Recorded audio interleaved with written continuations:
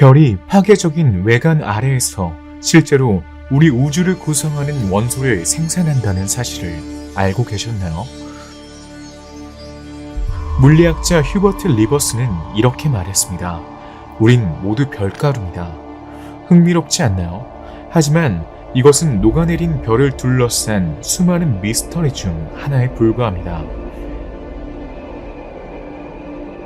별은 많은 신화와 믿음의 원천입니다. 고대 이집트에서 태양은 라신의 화신으로 껍질을 벗고 하늘을 가로지르며 낮과 밤의 주기를 만들어내는 존재였습니다. 잉카인들 사이에서는 인티가 태양의 신이었습니다. 열과 빛의 원천이자 사람들의 수호자인 그는 모든 신 중에서 가장 중요한 신으로 여겨졌습니다. 시대를 훨씬 앞선 고대 그리스인들조차 헬리오스 신을 태양의 의인화라고 생각했습니다. 그와 그의 자매들인 달의 여신 셀레네와 새벽의 여신 에오스는 지중해 민족의 삶에 리듬을 불어넣었습니다. 오늘날 우리는 하늘에 대한 지식과 관측을 통해 이 별에 대해 더 많이 알 수 있게 되었습니다. 처음에는 유일무이한 별이라고 여겨졌던 태양은 이제 수많은 별 중에 단 하나에 불과하다는 것을 알게 되었습니다.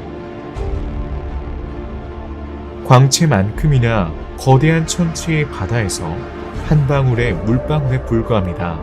그리고 그렇게 말하는 것은 과소평가입니다. 최근 관측에 따르면 우리 은하에서 2천억에서 4천억 개의 별이 있습니다.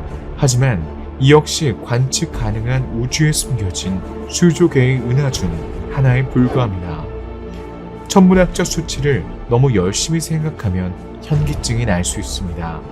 가장 별이 많은 하늘에서도 우주에 있는 별의 극히 일부만 볼 수 있습니다. 만약 우리가 모든 별을 볼 수 있다면 밤낮으로 눈부신 빛이 끊임없이 쏟아질 겁니다. 여행자 여러분 환영합니다. 오늘 우리는 우주의 가장 끝으로 향하는 여정에서 이 가스덩어리를 발견하기 위해 출발합니다. 이 우주 오디세이를 통해 우리는 이 별들의 다양한 얼굴들을 발견할 수 있을 겁니다. 탄생부터 죽음에 이르는 별의 생애 주기를 자세히 살펴볼 것입니다. 때론 대격변적이고 때론 시적이지만 항상 놀라운 결과를 낳는 다양한 시나리오를 살펴봅시다. 또한 지금까지 발견된 가장 흥미로운 별들을 관찰하기 위해 몇 군데 둘러볼 것입니다. 일부는 여전히 과학계의 미스터리로 남아 있습니다. 떠나기 전에 영상의 좋아요를 누르고 채널을 구독하여 하나도 놓치지 마세요. 자, 이제 멋진 여행을 떠날 준비가 되셨나요? 이제 모험이 시작됩니다.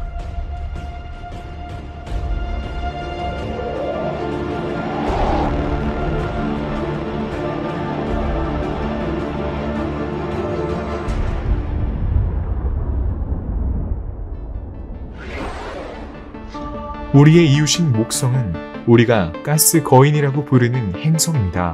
목성은 태양계에서 가장 큰 행성으로 지름이 지구의 11배에 달합니다. 하지만 우리 태양에 비하면 여전히 작습니다. 우리 태양은 목성보다 10배나 큽니다. 이 불균형한 크기는 태양이 지구에서 약 1억 5천만 킬로미터 떨어져 있음에도 불구하고 우리에게 선명하게 보이는 이유를 설명합니다. 인간 규모로 보면 태양의 비율은 비교할 수 없습니다. 하지만 우리 별은 우주의 다른 별들에 비하면 아주 작은 것으로 간주됩니다. 천문학자들은 이를 항색 외성이라고 부릅니다. 그 비율을 최소화하기 때문에 과장된 별명입니다.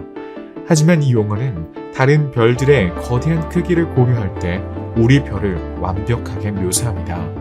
하지만 태양보다 더 작고 덜 빛나는 별도 있습니다. 이제 여정을 시작하기 위해 우리 은하를 채우고 있는 다양한 종류의 별에 대해 알아봅시다. 그중 일부는 오늘의 별과는 상당히 다르다는 것을 알게 됩니다. 앞서 우리는 이웃 행성 목성에 대해 이야기했습니다. 목성은 인상적인 행성이지만 별의 지위를 주장하기에는 아직 멀었습니다. 하지만 일부 관측에 따르면 태양계의 5번째 행성이 별이 되었을 가능성이 있다고 합니다. 실제로 우주에는 비슷한 별이 더 있습니다. 가스 거성과 태양의 중간에 있는 이 이상한 천체를 갈색 외성이라고 합니다. 실패한 별이라고도 불리는 이 다소 경멸적인 용어는 그들의 상황을 적절히 반영합니다. 갈색 외성은 실제로 행성도 아니고 그렇다고 별도 아닙니다. 우리가 사랑하는 목성과 크기가 비슷합니다. 그러나 갈색 외성의 최소 질량은 목성의 13배입니다. 불행히도 그들의 질량은 핵 융합 과정을 촉발하기엔 충분하지 않습니다. 즉, 다른 별들처럼 핵의 압력이 원자를 융합하기에 충분하지 않은 것입니다. 다시 말해, 이 별들은 결코 빛을 발할 수 없습니다. 장작 불을 피우려다 실패하여 불꽃 없이 연기 구름만 남는 것처럼 말이죠. 형성되는 순간에는 충분히 뜨겁지만 점차 차가워지고 빛이 점점 줄어들게 됩니다. 따라서 갈색 외성은 발견하기가 매우 어렵습니다. 외계 행성과 마찬가지로 직접 관측하는 것은 사실상 불가능합니다. 보통 하늘의 적외선 관측을 통해 발견됩니다. 물리학에 대해 조금이라도 알고 있다면 적외선 범위의 전자파는 자외선과 달리 차가운 물체에서 방출된다는 것을 알 수 있습니다. 따라서 적외선은 갈색 외성의 전자기 스펙트럼의 대부분을 차지합니다. 일반적으로 이러한 별의 평균 온도는 720도에서 2200도이지만 가장 차가운 별은 200도 미만의 온도를 가질 수도 있습니다. 이에 비해 우리 태양의 표면 온도는 5500도입니다. 훨씬 더 뜨거운 다른 푸른 별들은 심지어 9700도를 초과합니다. 일부 갈색 외성은 코르노그래피를 통해 발견되기도 했습니다. 이 방법은 별과 같은 밝은 천체의 빛을 마스킹하여 다른 별을 더 선명하게 드러내는 것입니다. 외계 행성을 발견하는 데도 사용되는 이 기술은 역사상 최초의 갈색 외성을 발견하는 데도 사용되었습니다. 바로 글리제 229b입니다.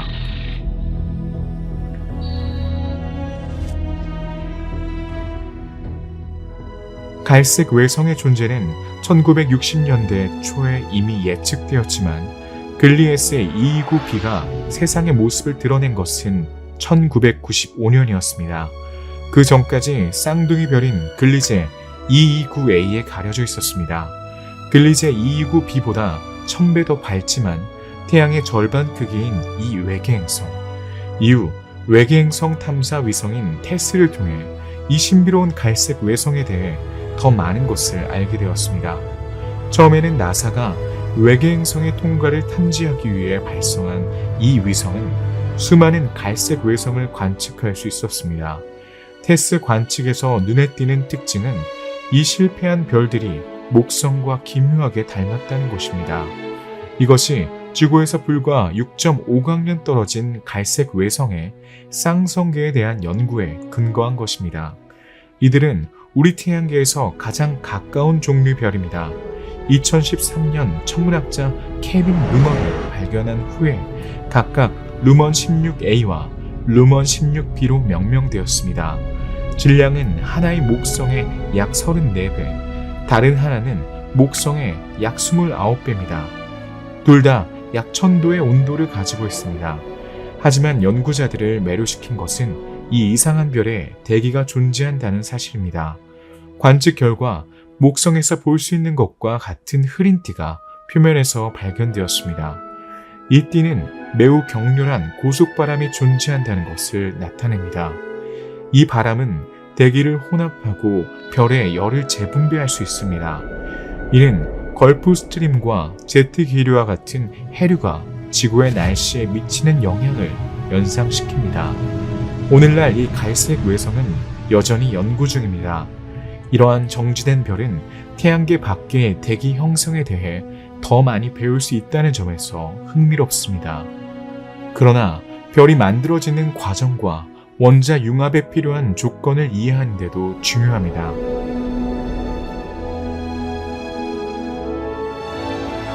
갈색 외성은 언뜻 보기에는 보이지 않는 별일지 모르지만 그 빛을 내는 별들은 우주에 엄청나게 많이 존재합니다. 물론 이들은 적색 외성입니다. 이 작고 비교적 차가운 저질량 별은 발화에 성공했습니다. 적색 외성은 우리 은하계 별의 약 80%를 차지합니다. 그리고 이는 이웃 은하에서도 마찬가지일 겁니다. 그러나 지구에서 육안으로 볼 수 있는 것은 없습니다. 적색 외성은 수는 많지만 매우 희미하기 때문입니다. 기껏해야 태양의 10% 정도 밝습니다. 그리고 질량은 약 0.075에서 0.4 태양 질량입니다. 표면 온도는 3800도 미만입니다. 인상적일 것도 없죠. 하지만 적색 외성에 대한 생각이 바뀔 수 있는 한 가지가 있습니다. 적색 외성은 우리 우주의 규모에서도 엄청나게 오래 살 수 있습니다. 그들은 수천억 년 동안 우주에서 빛을 발할 수 있습니다. 하지만 이러한 장수는 어떻게 설명할 수 있을까요?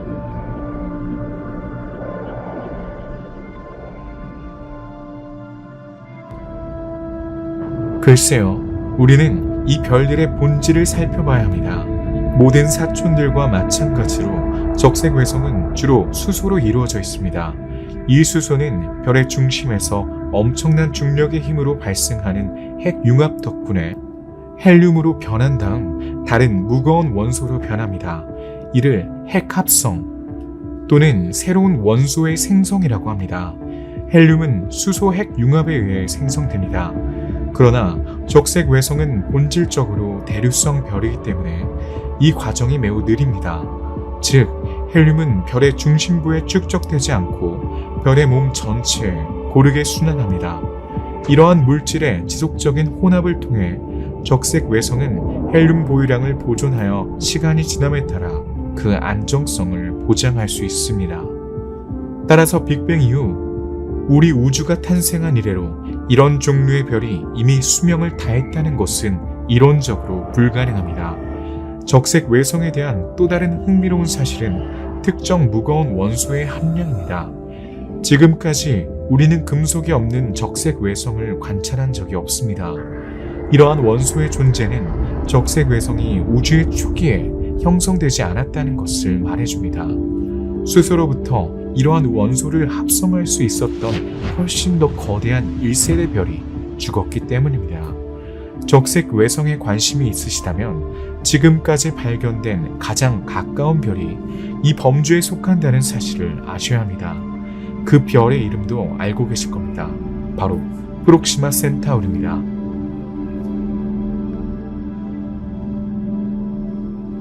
프록시마 센타우리라고도 알려진 이 별은 알파 센타우리라고 불리는 삼중성계의 일부입니다. 지구와의 거리는 4.2광년에 불과합니다. 실제로 3만 년 후에는 지구에서 불과 3광년 거리에 있을 것으로 추정됩니다. 언젠가 우리가 이 특별한 행성을 방문할 수 있길 희망하는 이유가 더욱 많아졌습니다. 이 가설은 프록시마 켄타우리 궤도를 도는 세 개의 외계 행성이 있다는 점에서 더욱 흥미롭습니다. 그중 하나인 프록시마 켄타우리 B는 이 별의 거주 가능 영역에 있습니다. 안타깝게도 생명체가 살 수 있는 안식처를 제공할 가능성은 여전히 매우 희박합니다. 다행히도 지구에서 그리 멀지 않은 곳에 다른 흥미로운 후보들이 있습니다. 예를 들어 바나드 자리에 별이 있습니다.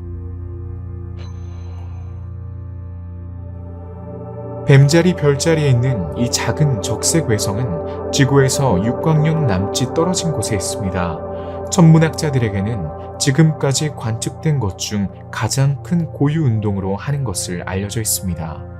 이는 지구에서 볼 때 다른 별에 비해 변이가 매우 크다는 것을 의미합니다. 그러나 모든 적색 외성과 마찬가지로 육안으로는 보이지 않습니다. 바노드 자리에 대한 관심은 2018년에 연구자들이 그 주변에서 슈퍼지구가 존재한다는 사실을 확인하면서 다시 불붙었습니다.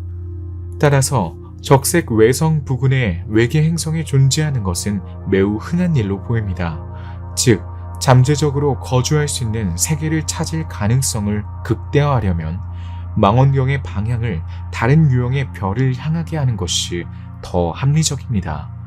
우리 태양과 모든 면에서 비슷한 별들, 소위 황외성이라고 불리는 별들 말입니다.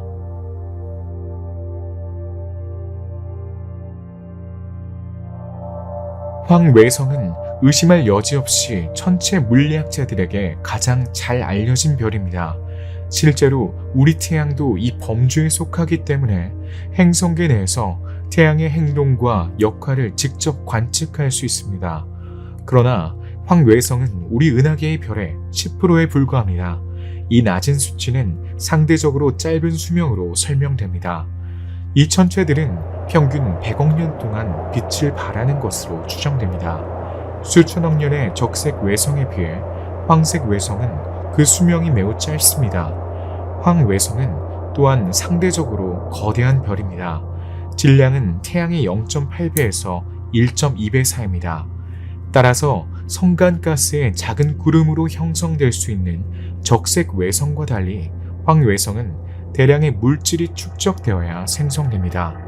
적색 외성도 핵에서 수소를 헬륨으로 변환합니다. 이 과정에서 엄청난 양의 에너지가 생성되며 이는 높은 광도를 설명합니다. 과학자들은 수년 동안 핵 융합 과정을 재현하기 위해 노력해왔습니다. 원자력 발전소의 핵심에는 핵 융합이 아닌 핵 분열이 사용됩니다. 핵 분열은 두 개의 원자에서 새로운 원소를 만드는 대신 무거운 원자핵을 두 개의 가벼운 원자핵으로 쪼개는 것입니다. 이 과정은 엄청난 양의 에너지를 생성하지만 핵 융합의 성능에는 훨씬 못 미칩니다. 하지만 다시 우리 별 이야기로 돌아가 봅시다. 황외성은 천문학적 온도와 압력으로 인해 열 핵 융합 과정을 거쳐 열과 빛을 생성합니다. 황외성의 표면 온도는 5000도에서 6000도 사이로 추정합니다. 주요 구성 성분은 헬륨과 수소입니다. 그러나 비교적 소량이지만 더 무거운 원소도 포함하고 있습니다. 예를 들어 우리 태양은 다음으로 구성되어 있습니다. 74%의 수소, 24%의 헬륨, 그리고 천문학에서 금속으로 알려진 더 무거운 원소 2%로 구성되어 있습니다. 방금 살펴본 것처럼 황외성은 우주에서 그리 흔하지 않습니다. 하지만 운 좋게도 이런 종류의 별이 우리의 가장 가까운 이웃 중 하나입니다. 우리는 방금 프록시마 켄타우리에 대해 이야기하고 있습니다. 우린 그것이 알파 센타우리 3중성계에 속한다는 것을 알았습니다. 그리고 이 시스템의 다른 두 별 중 하나인 알파 센타우리 A라는 별도 황외성입니다.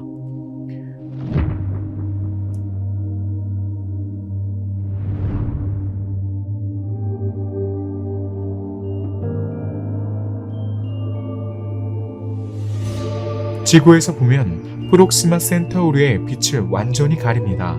그 반경은 태양보다 23% 더 큽니다. 질량도 10% 더 큽니다.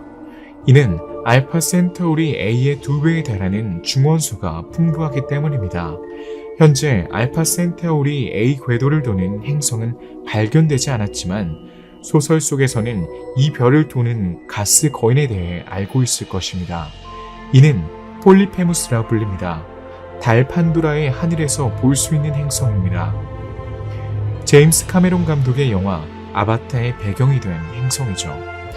우주가 천체 물리학자들을 매료시킨다면 화가, 작가, 영화 제작자 등 예술가들에게도 영감을 줍니다.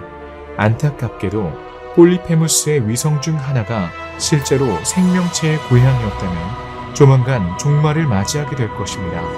지구에도 똑같은 비극적 운명이 기다리고 있습니다. 그 이유는 간단합니다. 황색 외성은 영원하지 않습니다. 수소를 모두 소진한 날이 올 것입니다. 그때가 되면 그들은 무시무시한 붉은 거인이 될 것입니다. 거대한 규모의 세계를 집어삼키고 말이죠.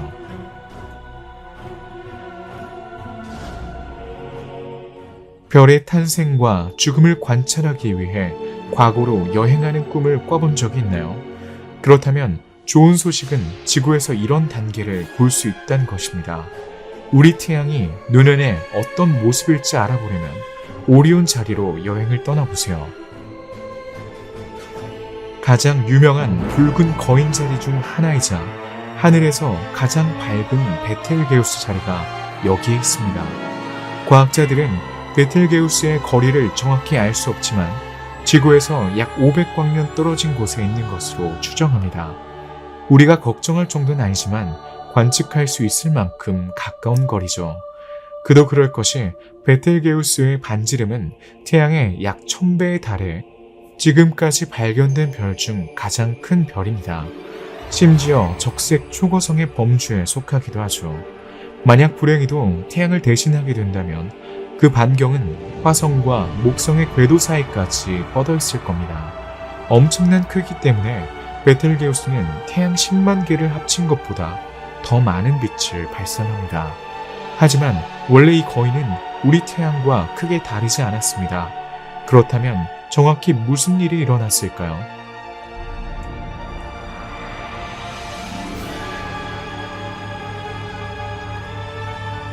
이를 알아내기 위해 우리는 이 별의 중심부를 다시 한번 파헤쳐야 합니다. 처음에 베텔게우스는 다른 별들과 마찬가지로 주로 수소로 이루어져 있습니다. 그러나 중심부의 모든 수소가 헬륨으로 변한 후 별의 팽창은 갑자기 멈췄습니다. 중력이라는 새로운 힘이 작용하기 시작했습니다. 헬륨은 수소보다 무겁기 때문에 중력이 작용하여 별의 핵이 스스로 수축하기 시작했습니다.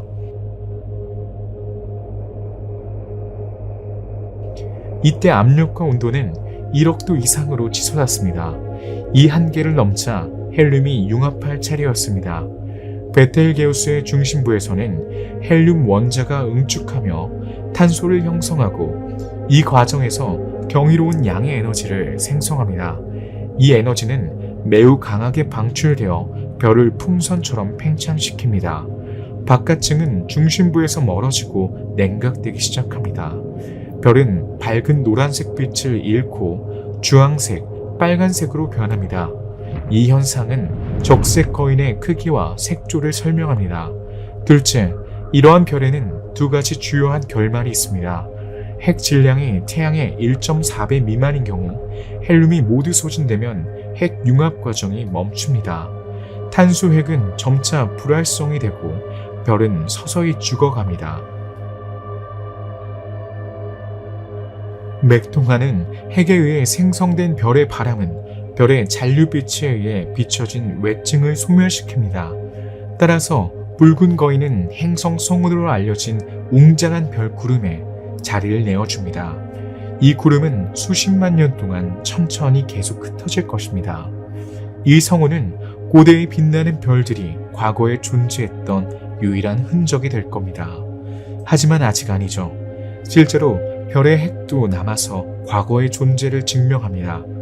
헬륨이 모두 소모되면 이 핵은 탄소가 녹을 때까지 수축하고 더 뜨거워질 것입니다. 이때 네온, 나트륨, 마그네슘과 같은 희귀 원소가 나타납니다. 이러한 새롭고 에너지가 높은 핵 융합 반응이 열 맥동을 만들어 물질 분출을 일으킵니다. 결국 핵은 핵 융합 반응을 지속할 수 없게 됩니다. 열과 밀도가 불안정해져 결국 스스로 수축하게 될 겁니다. 이것이 백색 외성이 탄생하는 방법입니다. 70억 년 후 우리 태양의 모습은 이렇습니다. 그러나 베텔게우스 자리처럼 질량이 태양의 8배가 넘는 별의 경우 시나리오는 다릅니다. 핵이 붕괴하면 별의 중심부로 물질이 매우 빠르게 떨어집니다. 이 핵은 너무 조밀해서 붕괴된 원소가 튀어나와 거대한 폭발을 일으킵니다. 이 현상의 이름은 초신성입니다. 이러한 별의 폭발은 우주에서 가장 격렬한 사건 중 하나입니다. 지구에서 볼 때 생성되는 광도는 마치 하늘에 새로운 별이 나타난 것처럼 보입니다. 그러나 실제로는 거대한 붉은 거인의 종말을 의미합니다. 나중에는 우리는 큰 별의 다른 결말이 있다는 것을 알게 될 것입니다. 하지만 그 전에 다시 한번 들러서 유명한 백색 외성을 자세히 살펴봅시다.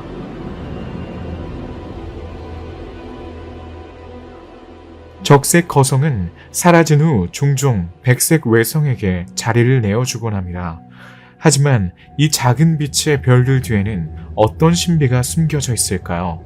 그 비밀을 알아내기 위해 이웃 항성 중 하나를 방문해 보세요. 지구에서 8광년 떨어진 시리우스 B는 백색 외성입니다. 과거 태양과 비슷했던 별이 붉은 거인으로서의 삶을 끝내고 남은 잔해입니다. 모든 백색 외성과 마찬가지로 밀도가 극도로 높습니다. 시리우스 B의 질량은 태양의 질량, 즉 약 20억 톤에 육박합니다. 반면에 그 크기는 우리의 아름다운 푸른 행성인 지구와 비슷합니다. 관측에 따르면 그 밀도는 입방센티미터당 2000kg입니다. 이는 대략 골무에 자동차 한 대를 넣을 수 있는 무게와 비슷합니다. 약 50억 년 후 우리 태양은 붉은 거인이 되었다가 백색 외성이 될 것입니다. 이 외성은 지구와 같은 행성 크기가 될 것입니다. 그러나 현재 태양 질량의 3분의 1을 유지할 것입니다. 백색 외성은 전체적으로 상당히 비슷한 비율과 밀도를 가지고 있다는 점에 유의하는 것이 중요합니다. 이러한 균일성을 이해하려면 물리학을 자세히 살펴볼 필요가 있습니다. 백색 외성은 압력과 중력 사이에서 영구 평형 상태에 있습니다. 사실 고전적인 별처럼 말입니다. 외성이 질량이 클수록 중력에 저항하는 데 필요한 압력과 밀도가 커집니다. 그러나 질량이 너무 크면 결국 중력이 승리합니다. 따라서 찬드라세카르라는 물리학자는 핵의 질량이 태양의 1.4배 미만일 때만 붕괴에 저항할 수 있다는 사실을 증명했습니다. 이를 찬드라세카르 한계라 합니다. 이러한 이유로 최대 질량이 약 8태양 질량인 별만이 백색 외성 단계에 도달합니다. 더 거대한 별의 경우 가능한 결말은 훨씬 덜 완만합니다. 이 거인들은 죽으면서 우리가 곧 발견하게 될 우주의 신비한 유물을 위한 공간을 남깁니다.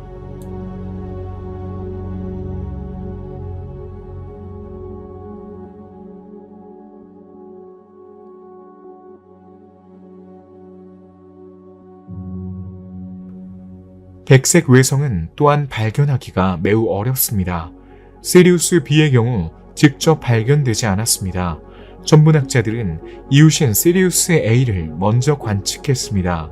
따라서 두 별은 쌍성계를 형성했습니다. 과학자들은 시리우스 A의 움직임에 불일치가 있다는 것을 관찰하여 근처에 다른 천체가 존재한다고 추론했습니다. 그런 다음 몇 가지 계산을 통해 이론적으로 예측한 위치에서 작은 시리우스 B를 관측할 수 있었습니다. 이 별은 사진으로 촬영된 최초의 별이었습니다. 백색 외성은 광도가 매우 약하기 때문에 발견하기가 매우 어렵습니다.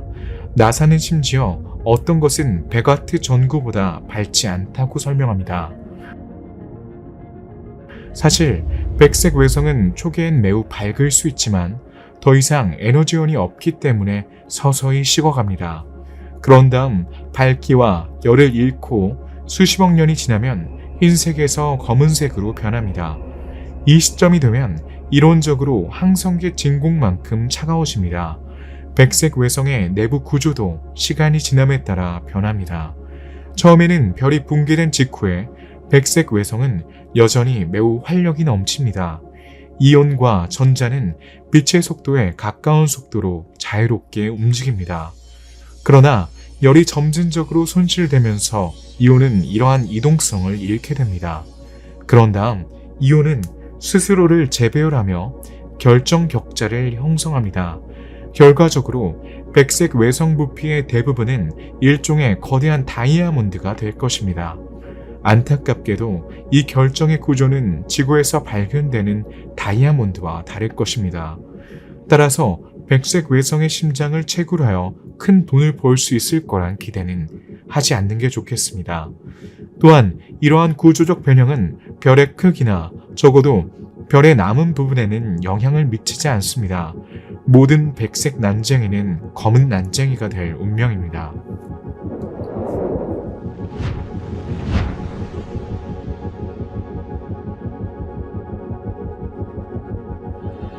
흑외성은 더 이상 가시광선을 방출하지 않거나 거의 전혀 방출하지 않을 정도로 서서히 냉각된 백색 외성을 말합니다.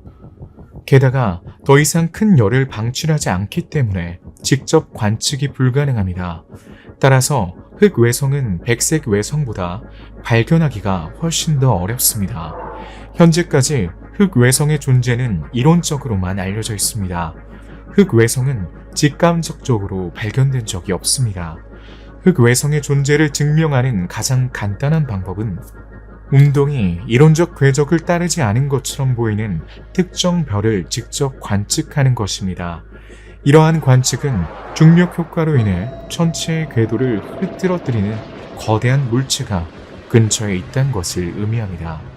우리 은하 중심에 있는 블랙홀이나 해왕성 같은 행성이 천체가 발견된 것으로도 바로 이 때문입니다. 그러나 이러한 방식으로 흑외성을 발견하려고 해도 발견할 가능성은 매우 희박합니다. 백색 외성이 식는데 매우 오랜 시간이 걸린다는 단순한 이유 때문이죠. 이 과정은 적색 외성의 죽음과 마찬가지로 수십억 년이 걸립니다. 우리 우주의 추적 나이는 138억 년에 불과합니다. 따라서 흑외성이 최초의 별이라 하더라도 이미 형성되었을 가능성은 거의 없습니다. 그러나 일부 사람들은 최근에야 흑외성을 발견했다고 주장했습니다. 그러나 추가 관측 결과 실제로는 갈색 외성이라는 것이 밝혀졌습니다. 매우 비슷하지만 갈색 외성은 완전히 멸종한 별이 아니란 점을 기억하세요. 오히려 그들은 완전히 결실을 맺지 못한 채 영원히 빛을 잃은 소위 실패한 별입니다. 그들의 질량은 열핵 융합을 반응을 시작하기엔 충분하지 않습니다. 그렇다면 우리는 평생 블랙 외성을 볼 수 없는 운명에 처한 걸까요? 안타깝게도 대답은 예일 가능성이 높습니다. 하지만 일부 연구자들은 여전히 낙관적입니다. 일리노이 대학교의 이론 물리학자 매트 카플란이 그 예입니다. 그는 매우 오랜 기간에 걸쳐 양자역학의 영향으로 특정 입자가 항성 잔해의 에너지 장벽을 넘을 수 있다는 가설을 세웠습니다. 이렇게 되면 핵 융합 반응이 시작되어 갈색 외성을 감지할 수 있게 될 겁니다. 비유를 들자면 흑외성은 장작불의 재에 비유할 수 있습니다. 불확성이고 차갑고 빛이 없는 이 재는 여전히 작고 여전히 빛나는 불씨를 덮을 수 있습니다. 흑외성 또는 갈색 외성에 대한 또 다른 흥미로운 사실은 암흑물질과 관련이 있습니다. 현재까지 암흑물질은 은하의 구조와 물리학에 대한 주요 설명 중 하나입니다. 또한 우리 은하 주변에 있는 특정 별의 속도도 설명합니다. 그러나 이 가상의 암흑물질을 규명하는 데 성공한 사람은 아무도 없기 때문에 현재까지도 우리가 이해할 수 없는 영역으로 남아 있습니다. 암흑물질은 완전히 잘못된 가설일 수도 있습니다. 당시의 에테르 가설처럼 말이죠. 19세기 과학자들은 어떻게 빛이 물리적 매개체 없이 성강 공간을 통해 전파될 수 있는지 이해할 수 없었습니다. 그들은 우주 전체가 실제로 에테르에 둘러싸여 있다고 제안했습니다. 에테르는 빛의 전파를 가능하게 하는 일종의 보이지 않는 유체입니다. 미셸슨 말리 실험은 나중에 이 가설을 무효화했습니다. 그리고 맥스웰과 아인슈타인과 같은 과학자들은 전자기파와 소체로 모두 작용하는 빛의 파동 소체 이중성을 입증해야 했습니다. 이 모든 것이 상대성 이론과 결합되어 당시에 오해된 관측을 설명할 수 있게 되었습니다.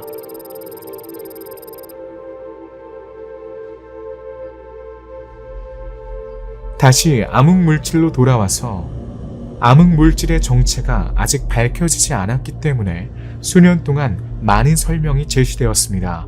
그 중에는 보이지 않는 바리온 물질 가설이 있습니다. 이 가설은 암흑물질이 미지의 것이 아니라 우리의 시야에서 벗어난 천체와 별들의 집합체일 뿐이라는 설명입니다. 블랙홀, 중성자 별, 소행성, 갈색 외성, 심지어 흑외성까지 따라서 암흑물질은 우리가 알고 있지만 아직 관측되지 않은 물질일 뿐입니다. 불행히도 이 가설은 곧 무효화되었습니다. 관측 가능한 우주에서 최초로 방출된 광자, 즉 화석 방사선의 발견으로 우린 이제 우주에 얼마나 많은 바이리오닉 물질이 있는지 정확하게 알게 되었습니다. 그리고 이 양은 신비한 암흑물질의 효과를 대체하기에는 충분하지 않습니다. 따라서 우리 생에 블랙 외성을 발견하지 못할 것이 거의 확실합니다. 게다가 백색 외성을 소멸시키는 데 필요한 긴 과정을 고려하면 먼 후손까지도 발견할 가능성은 거의 없습니다. 따라서 이 죽은 별들은 우리에게 가상의 물체로만 남을 수밖에 없습니다. 하지만 우주에는 여전히 우리가 미래에 발견하게 될 많은 신비가 숨겨져 있으니 안심하시길 바랍니다. 지금까지의 여정은 가장 흔한 유형의 별만 찾아다녔다는 그 사실을 말할 것도 없습니다. 이제 훨씬 덜 평범하지만 훨씬 더 화려한 별을 방문할 시간입니다.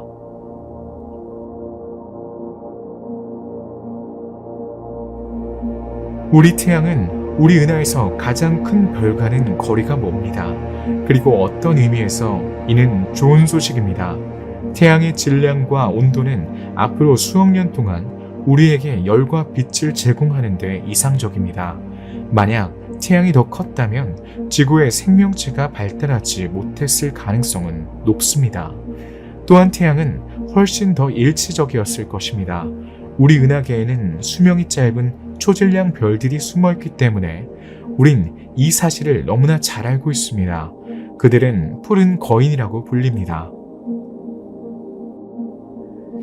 이 별의 성질을 완벽하게 설명하는 이 이름에는 사소한 것이 하나도 없습니다.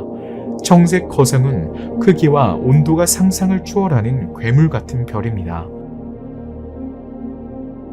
우리 태양의 지름은 약 140만 킬로미터인 반면 청색 거성의 지름은 1000만에서 수억 킬로미터에 이릅니다. 질량은 평균 태양 질량의 8배에서 10배에 달합니다. 그리고 온도는 우리 태양의 약 5800도에 비해 10,000도가 훨씬 넘습니다. 이 거대한 천체 중 하나를 관측하려면 어떻게 해야 할까요? 그러기 위해서는 지구에서 약 900광년 떨어진 오리온 자리로 이동해야 합니다.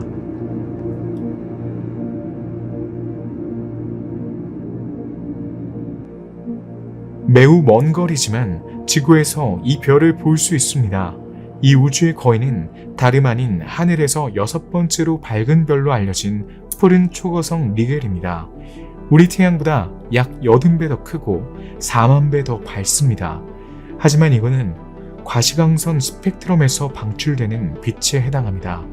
자외선에서 방출되는 빛을 더하면 리겔의 광도는 태양보다 6만 배 더 큽니다. 이것은 단순히 터무니없는 특성입니다. 하지만 리겔과 같은 청색 거인은 우리 은하에서 비교적 드물기 때문에 안심하세요. 리겔이 형성되기 위해서는 엄청난 양의 물질이 필요하기 때문에 희귀성이 설명됩니다. 수명도 1000만 년에서 1억 년에 불과할 정도로 상당히 짧습니다. 이에 비해 태양의 수명은 100억 년으로 추정됩니다. 사실 수명 지기를 나타내는 단계는 다른 별과 거의 동일합니다. 그러나 엄청난 크기 때문에 별은 보유 에너지를 빠르게 소진합니다. 수명이 닿으면 더욱 인상적인 적색 초고성이 됩니다. 크기와 밝기 때문에 청색 거성은 쉽게 발견할 수 있습니다. 훨씬 더 많은 붉은 난쟁이와 다릅니다. 다른 청색 거성과 마찬가지로 리겔의 색은 다시 한번 온도로 설명할 수 있습니다. 리겔은 표면에서 10,000도 이상에서 연소합니다. 이 열은 리겔의 방사선이 파란색을 띠는 반면 더 작고 차가운 별은 붉은색을 띠는 이유를 설명합니다. 리겔이 보유 수소의 대부분을 태우고 나면 리겔도 부풀어 오르기 시작하여 표면 온도가 낮아집니다. 그런 다음 붉은 초고성이 된 후 마지막 빛의 폭발인 초신성으로 소멸합니다.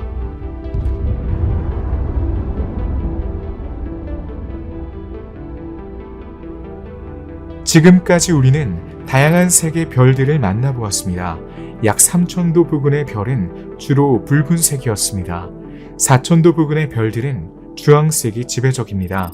우리 태양과 비슷한 별, 즉 온도가 5,000도에서 6,000도 사이의 별은 주된 색이 노란색입니다. 이보다 더 뜨거운 10,000도 정도의 별은 흰색이거나 약간 푸른빛을 띠기도 합니다. 마지막으로 20,000도 이상의 가장 뜨거운 별은 연한 파란색에서 진한 파란색까지 다양합니다. 하지만 한 가지 색이 빠진 것 같습니다. 자세히 살펴보면 녹색 별이 언급되지 않았다는 것을 알 수 있습니다. 그렇다면 비치색 별들은 어디에 숨어 있을까요? 가시광선 스펙트럼을 보면 녹색과 관련된 파장이 노란색과 파란색 파장의 중간에 위치한다는 것을 알 수 있습니다. 중간 온도 별은 흰색이 아니라 녹색이어야 하지 않을까요?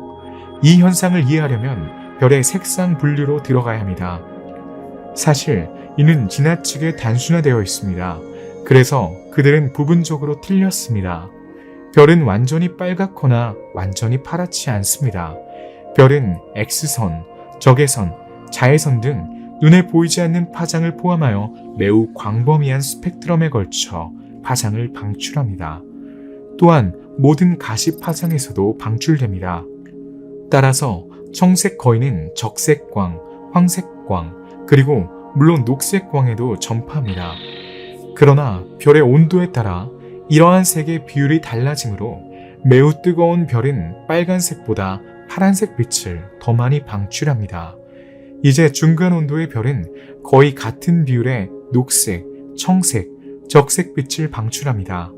따라서 이러한 서로 다른 색의 빛이 결합하여 흰색을 형성합니다. 물리학에서 흰색은 모든 혼합된 색을 나타내며 검은색은 색이 없는 상태를 나타냅니다. 다시 말해 별은 항상 여러 가지 색을 띠지만 빨간색이나 파란색으로 기울어지는 경향이 있습니다. 우리가 녹색별이라고 부르는 것은 실제로 존재하지만 우리 눈은 이를 구분할 수 없습니다. 이것이 우리에게 흰색으로 보이는 이유를 설명합니다. 실제로는 설명이 조금 더 복잡합니다. 또한 빛을 확산하고 굴절시키는 대기의 구성도 고려해야 합니다. 결과적으로 태양은 수평선을 향해 내려갈 때 때때로 노란색, 때론 흰색, 때론 주황색으로 나타납니다. 아주 드문 상황에서는 마지막 햇빛이 완전히 녹색으로 보일 수도 있습니다. 이 현상은 일출이나 일몰의 첫 순간에서 발생합니다.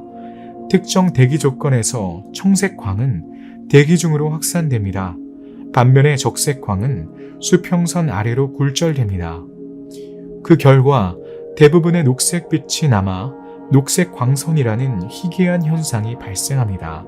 하지만 이 광학적 현상은 매우 짧게 나타납니다.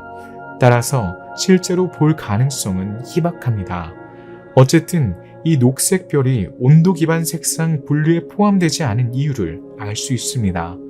별의 분광학은 방대한 주제이며 이에 대해 더 많은 이야기를 할 수 있습니다. 하지만 우리의 여정은 아직 끝나지 않았습니다. 이제 다음 목적지를 향해 다시 출발합시다.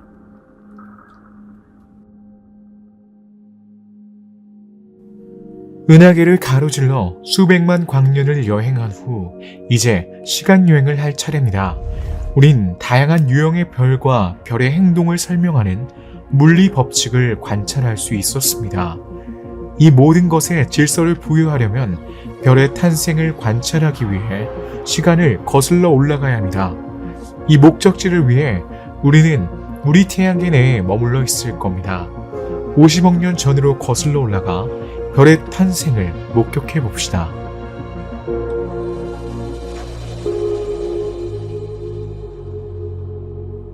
그 당시에도 행성도 태양도 없었습니다. 태양 성운이라고 불리는 가스와 먼지로 이뤄진 성간 구름만 있었죠. 이 가스 구름은 중력의 영향을 받아 응축되다가 급격히 스스로 붕괴했습니다. 이 현상을 중력 붕괴라고 합니다. 성운의 밀도가 높은 부분이 집중되기 시작했습니다. 더 작고 밀도가 높은 가스와 먼지 구름이 여러 곳에서 형성되었습니다. 이 지점에서는 중력이 더 강해졌고 수소 원자가 결합하여 이 수소 분자를 형성하기 시작했습니다. 이를 분자 구름이라고 합니다. 그러나 단순화를 위해 더 일반적으로 별의 보유건이라고 부릅니다. 그 결과 붕괴의 영향으로 온도와 압력이 계속 상승했습니다. 3000도 이후에는 수소 분자가 둘로 나뉘었습니다. 그리고 6000도에서 10,000도 사이에는 마침내 전자와 양성자가 분리되었습니다. 이 매우 특이한 물질 상태를 플라즈마라고 합니다. 붕괴와 가열 단계는 수십만 년 동안 지속되었습니다. 우리 눈에는 매우 길지만 우주의 규모에서는 순식간에 이뤄진 이 시간 동안 배아별, 즉 원시별이 형성되었습니다. 우리 태양은 이제 막 모습을 드러내기 시작했죠. 하지만 달랐을 수도 있습니다.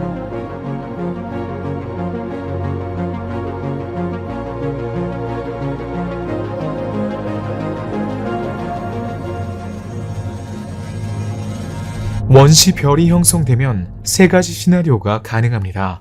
가장 거대한 구름은 질량이 태양의 최소 8배인 거대한 별을 낳습니다. 반대로 적색 외성이나 갈색 외성과 같은 작은 별이 나타날 수 있습니다. 그리고 세 번째 경우에는 중간 크기의 별이 태어납니다. 이것이 우리 태양의 경우입니다. 가장 거대한 별은 빨리 죽습니다.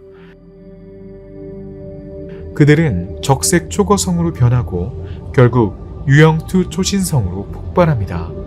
반면에 가장 작은 별은 수천억 년 동안 빛을 발할 수 있으므로 아직 멸종하지 않았습니다. 우리 태양은 이 두 가지 수명 과정의 어딘가에 있습니다. 처음에는 원시별이었지만 내부 온도와 압력이 핵 융합을 시작할 만큼 충분히 높아질 때까지 계속 농축되었습니다. 이를 위해서는 10,000도라는 상징적인 문턱을 넘어야 했습니다.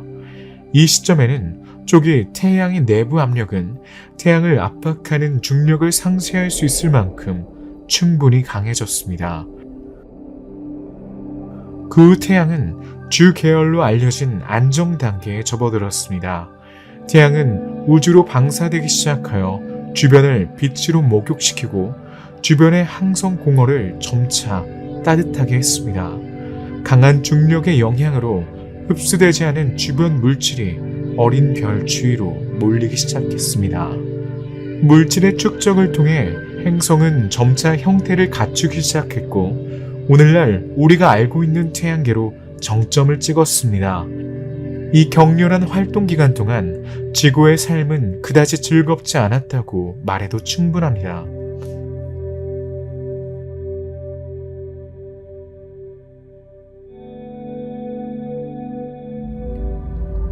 서사시의 시작 부분에서 보았듯이 별은 핵 융합 덕분에 빛을 발합니다.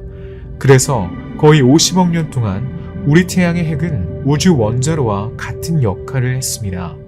내부 온도는 섭씨 1500만 도가 넘습니다. 이곳은 우리 별에서 가장 뜨거운 곳이며 따라서 핵 융합이 일어날 수 있는 유일한 장소입니다.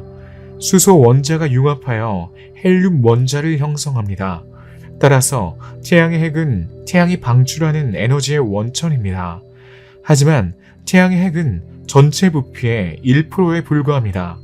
반면에 핵의 밀도는 우리 별 전체 질량의 약 3분의 1을 차지할 정도로 높습니다.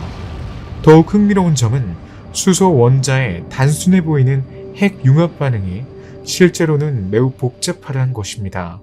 수소 원자는 단 하나의 양성자와 하나의 전자로 구성됩니다. 반면 헬륨 원자는 양성자 2개, 전자 2개, 중성자 2개로 구성되어 있습니다. 문제는 이 유명한 중성자는 어디에서 오는 걸까요? 사실 중성자는 수소 자체에서 나옵니다. 극한의 조건에서 수소 양성자는 베타 붕괴라고 알려진 과정을 통해 중성자로 변화될 수 있습니다. 이렇게 변형된 모든 양성자에 대해 양전자와 중성미자라는 두 개의 아원자 입자가 방출됩니다.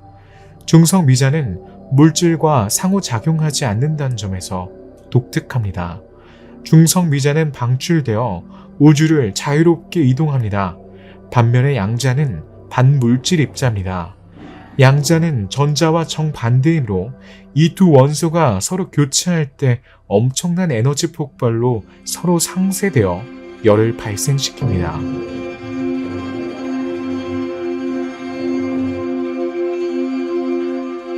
양성자로 돌아가서 중성자가 된 양성자는 수소 원자의 다른 양성자와 결합하여 새로운 원소인 중수소를 형성합니다.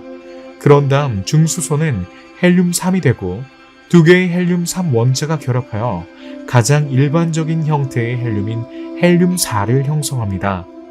이 전체 과정을 양성자 반응 사슬이라고 합니다.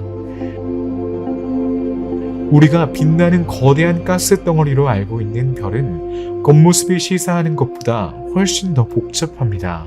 실제로 별은 거대한 불덩어리라기보단 핵 플라즈마 원자로에 더 가깝습니다.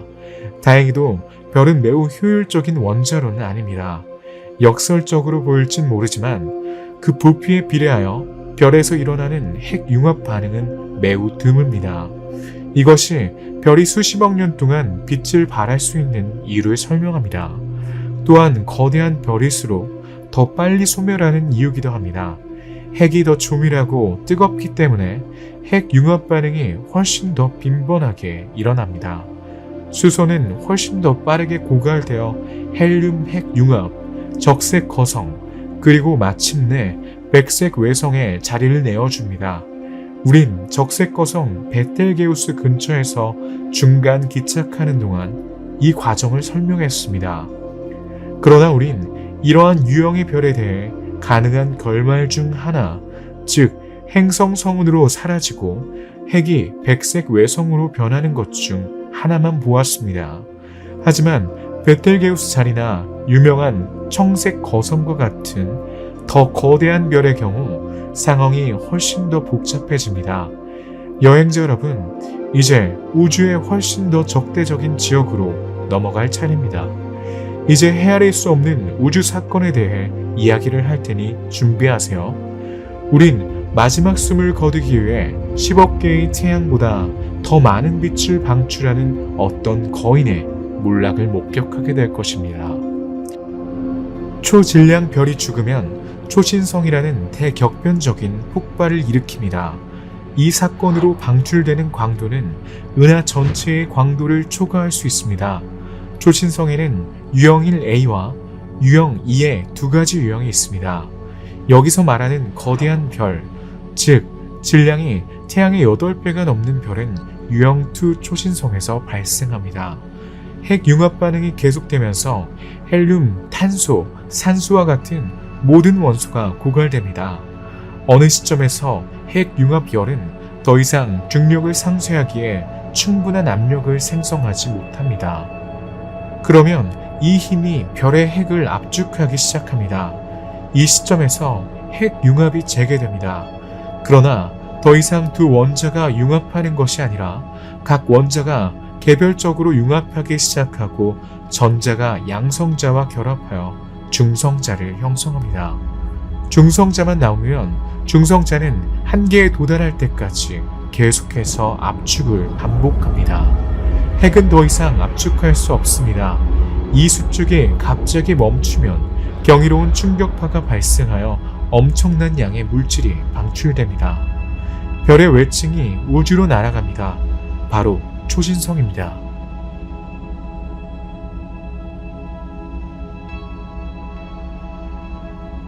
별의 붕괴된 핵은 중성자 별이 될 수 있습니다. 그러나 가장 거대한 별의 경우 별의 소멸은 이제 모두에게 알려진 또 다른 우주 요소인 항성 블랙홀에 자리를 내어줍니다. 유형2 초신성으로 돌아가서 이것이 의심할 여지 없이 가장 강력한 유형의 우주 폭발이라는 점에 주목할 가치가 있습니다. 적어도 빅뱅 이후엔 말이죠. 방출되는 에너지는 10의 111승줄, 즉 뒤에 공이 111개 있는 1에 달할 수 있습니다. 또 다른 예를 들자면 2차 세계대전 당시 히로시마에 투하된 원자폭탄의 위력은 10의 13승줄에 불과했습니다. 태양 플레어처럼 강력한 우주 사건도 유형2 초신성 위력의 10억 분의 1에 불과합니다.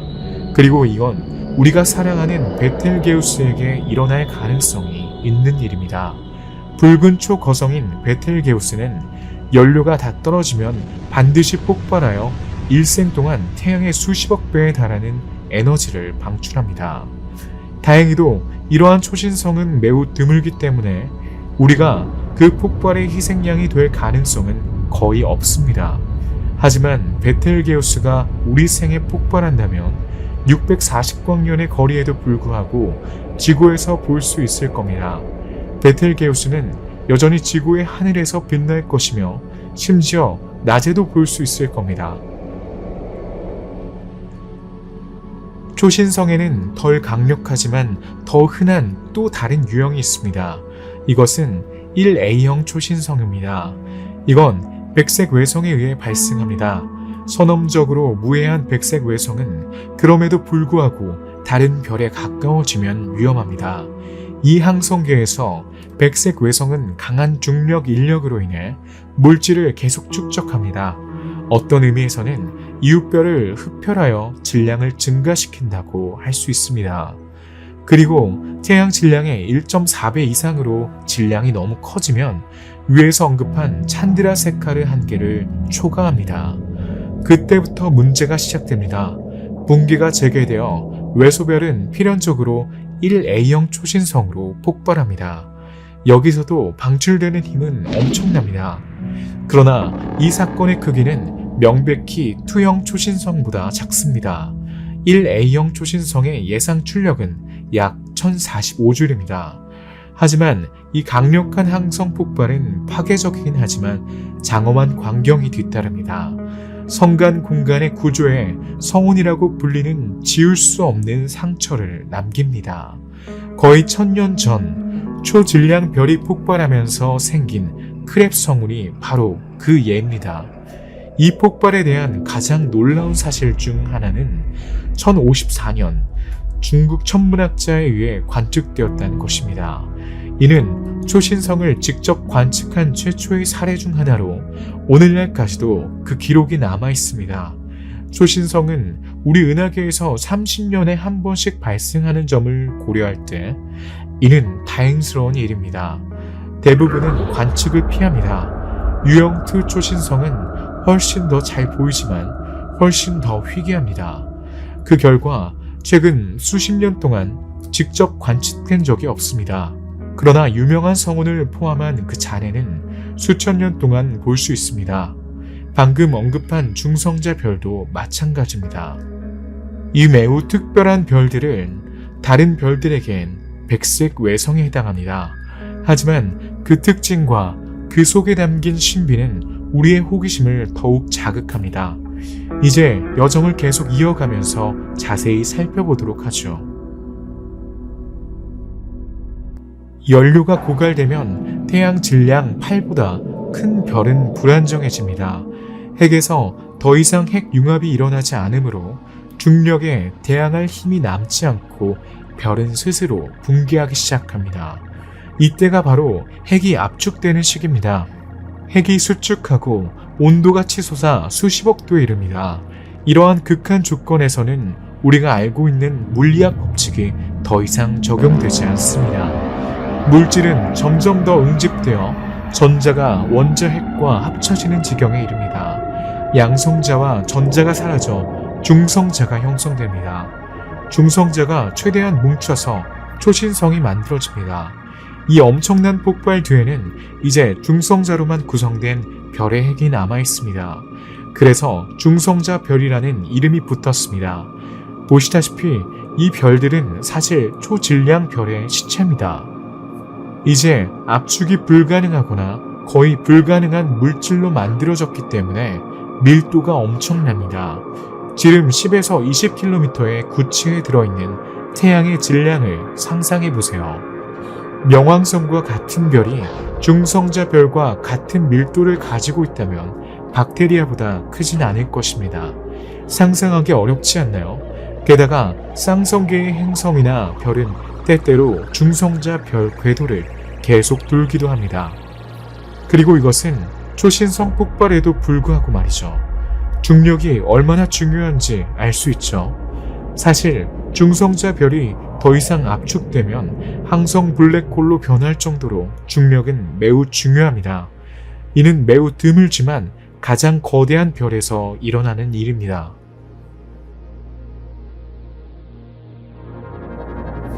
예상할 수 있듯이 중성자 별은 매우 뜨겁습니다. 일부는 표면 온도가 100만 도를 넘습니다. 원래 별이 붕괴하면서 핵의 회전 속도도 빨라졌습니다. 중성자 별은 크기가 작기 때문에 빛의 속도에 가까운 엄청난 속도로 회전합니다. 이는 초당 거의 1000회 회전하는 것과 같습니다. 블랙홀과 마찬가지로 중성자 별 주변에서는 조성력과 시간 팽창이 극심합니다. 중성자 별은 중력 렌즈처럼 작용하여 불행히도 그 경로를 통과하는 빛을 구부립니다. 중성자의 별의 놀라운 밀도 때문에 블랙홀과 마찬가지로 중성자 별의 핵심은 과학계의 미스터리로 남아 있습니다. 천체 물리학자들은 양자 물리학의 법칙 때문에 중성자 별 주변에서 일어나는 물질의 거동을 예측할 수 있습니다.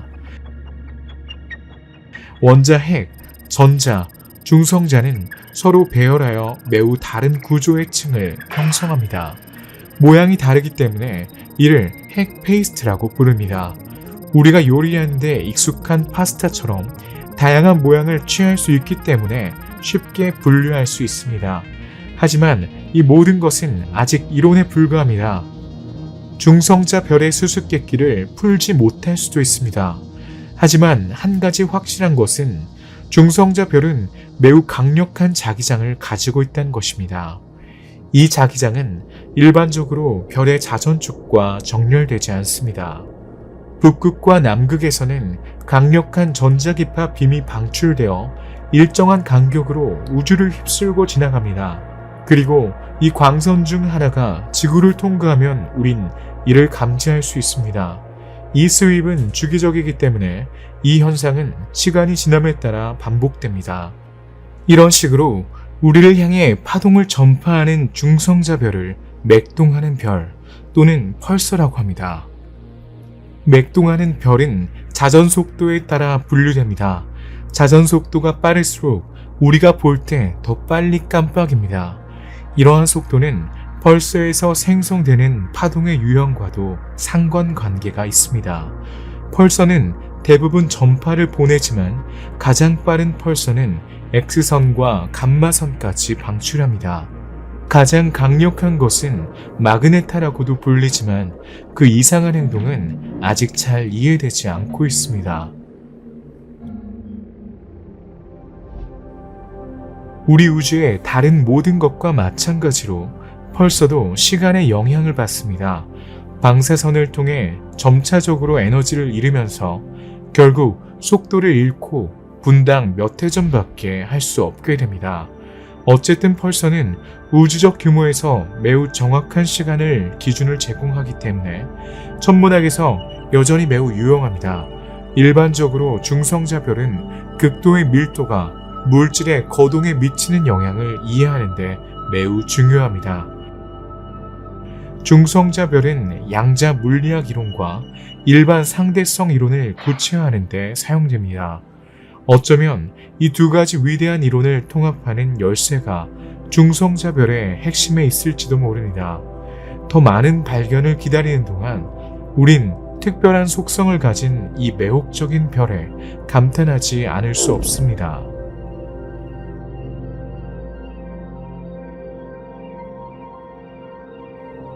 우주를 여행하는 동안 우린 매우 다른 특성을 가진 많은 별들을 만나게 되었습니다.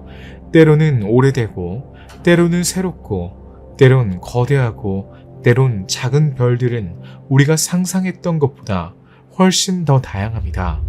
이제 더 낯선 별들을 주목할 때입니다. 때때로 과학의 미스테리로 남아있는 이상한 별들, 그리고 뱀파이어 별을 발견하는 것보다 더 좋은 방법이 있을까요?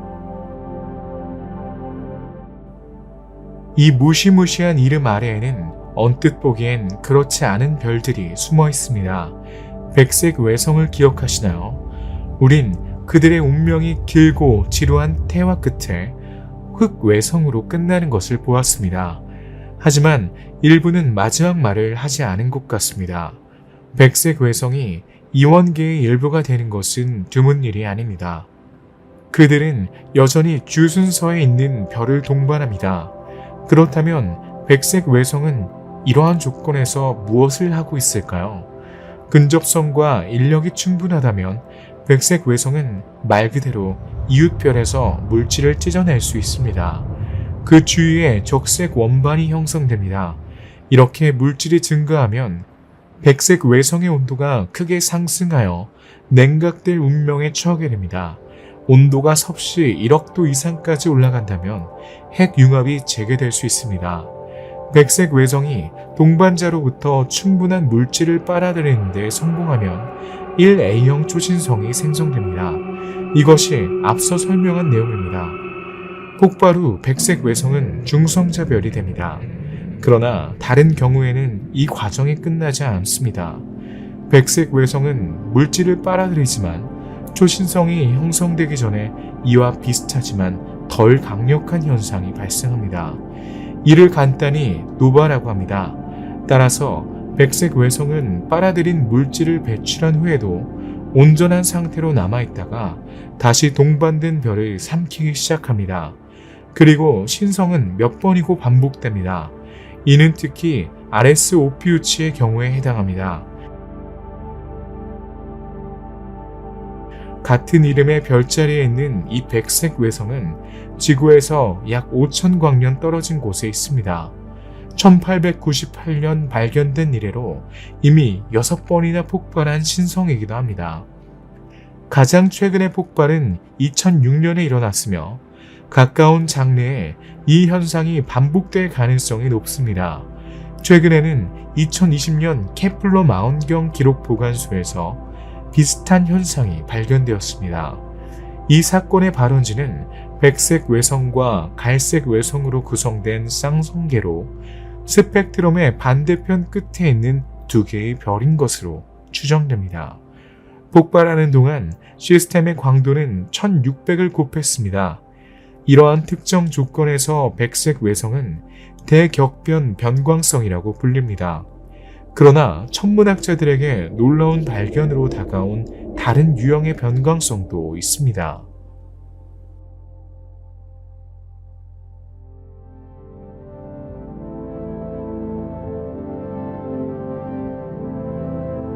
변광성은 시간에 따라 광도가 변하는 별입니다. 장기적으로 보면 모든 별은 변광성이 됩니다. 주 주기 동안, 즉 생애 주기의 대부분 동안 별은 안정적입니다. 별은 물질을 밀어내는 내부 압력과 별을 압축하는 중력 사이의 균형을 유지합니다. 그러나 생애 말기에 적색 거성이 되면 상황이 복잡해집니다. 균형이 깨지고 별이 팽창합니다. 외층은 열을 잃고 온도가 떨어지며 광도도 떨어집니다.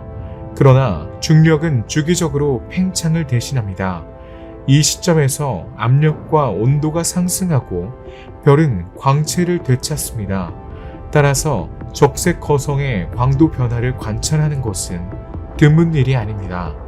이러한 변화가 매우 크면 별의 화려한 폭발의 첫 징후일 수 있습니다. 베텔게우스 자리가 바로 그런 겁니다. 네, 또 있습니다. 2022년에 이 붉은 축 거성은 광도가 급격히 감소했습니다. 과학자들은 이것이 곧 초신성으로 폭발할 것이라고 추측했습니다. 이것이 미미 라이브 초신성을 관측하는 모습을 상상했던 천문학자들에게는 정말 놀라운 일이었습니다. 이러한 사건은 몇 세기 동안 직접 관측되지 않았습니다. 하지만 이것이 정말 베텔게우스 자리의 종말의 시작이었을까요? 글쎄, 아니죠. 여전히 밝은 미래가 남아있는 것 같습니다. 그렇다면 정확히 무슨 일이 일어난 걸까요? 2009년 1월부터 2020년 3월까지 이 거인의 밝기는 꾸준히 감소했습니다. 그러다 2020년 4월에 갑자기 정상으로 돌아왔습니다. 베텔게우스가 만우절 장난을 치고 있던 걸까요? 어떻게 보면 그런 일이 일어났지만 고의적인 것은 아니었습니다. 이 별은 단순히 가스와 먼지 구름에 의해 부분적으로 가려졌을 뿐입니다. 베텔게우스가 이 모든 것의 근원이란 점을 고려하면 더욱 놀라운 발견입니다.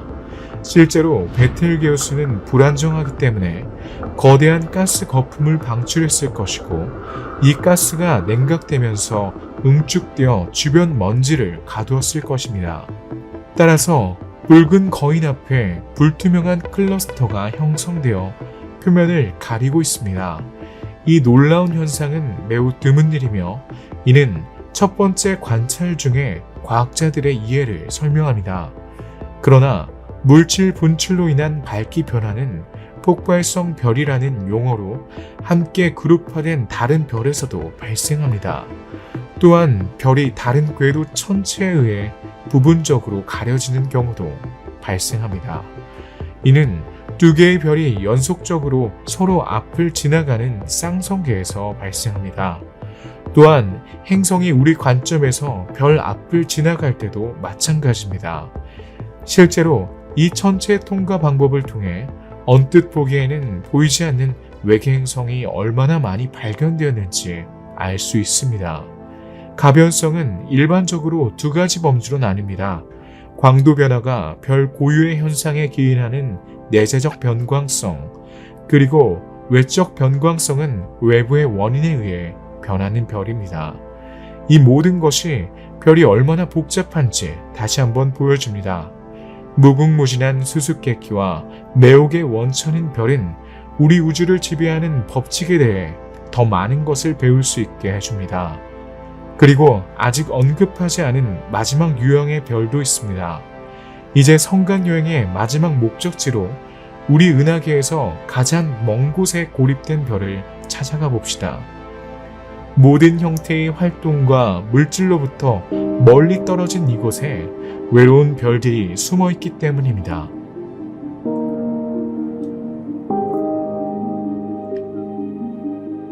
대부분의 별은 보유권에서 형성됩니다.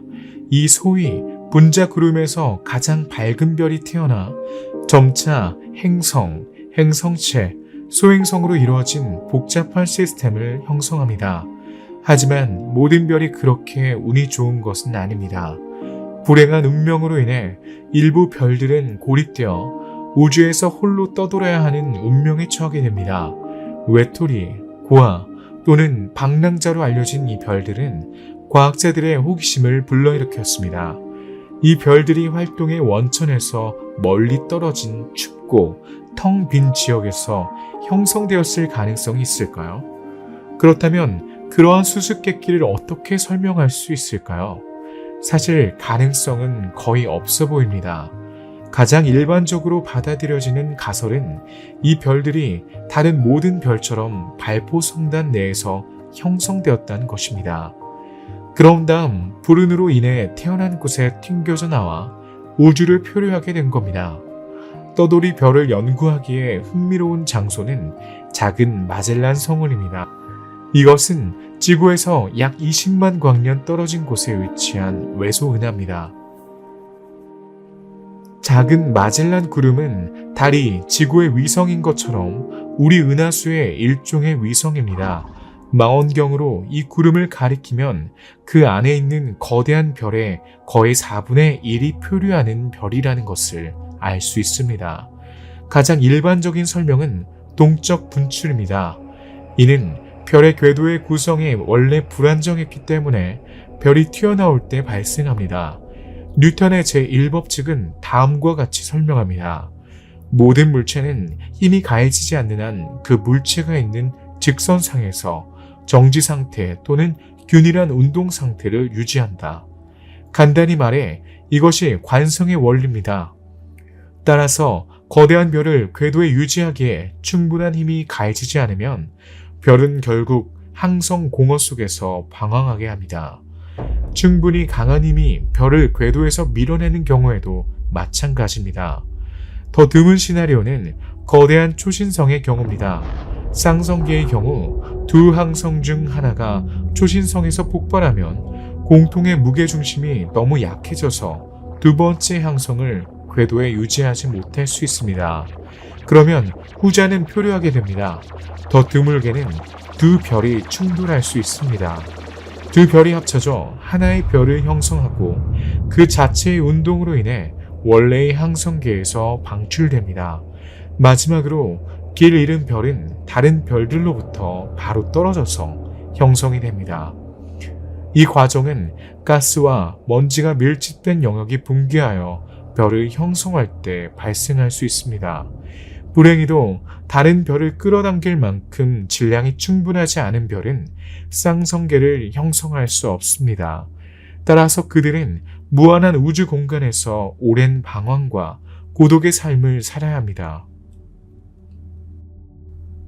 그렇게 우리의 긴 여정은 끝이 났습니다. 이 여정을 통해 우린 우주에 숨어있는 다양한 별들을 발견할 수 있었습니다. 우리 은하를 가득 채우고 있는 적색 외성부터 마지막 숨을 거두기만을 기다리는 적색 거성, 한 번도 빛을 발하지 못한 갈색 외성에 이르기까지 우린 이번 발견을 통해 몇 가지 미스터리의 베일을 벗을 수 있었습니다. 특히 녹색별의 부재는 사실 우리가 특정 파장을 분리하지 못했기 때문에 생긴 결과입니다. 그리고 관측되기를 기다리는 검은 외성이 있습니다. 그리고 중성자 별과 무시무시한 항성 블랙홀과 같은 가장 이상한 별을 만들어내는 청색 거인과 적색 초거성도 잊지 마세요. 별은 정말 멋집니다. 별은 우주의 광채를 선사하는 존재입니다. 태양이 증명하듯 별은 지구를 따뜻하게 하고 일상의 리듬을 주는 등 생명체에 꼭 필요한 존재입니다. 어쩌면 우리가 알고 있는 생명체의 고향인 다른 별이 있는 다른 시스템도 있을지도 모릅니다. 그러나 별의 역할은 우주의 생명 자체를 가능하게 한다는 점에서 훨씬 더 광범위합니다. 별의 핵에서 일어나는 핵 융합 반응은 새로운 원소를 형성하여 엄청나게 다양한 물질을 만들어냅니다. 생성과 소멸의 영원한 순환 속에서 별은 계속해서 생성되었다가 사라지며 때로는 거대한 우주의 불꽃놀이처럼 사라집니다. 별이 없다면 행성을 구성하는 원자와 우리를 둘러싸고 있는 물체, 심지어 우리 몸도 존재하지 않을 것입니다. 그래서 다음에 밤하늘을 올려다보면 이상한 기분이 들 수 있습니다. 별들의 모든 비밀이 밝혀진 것과는 거리가 먼 별들에 대한 매혹, 현기증, 감사함이 뒤섞인 느낌 말이죠.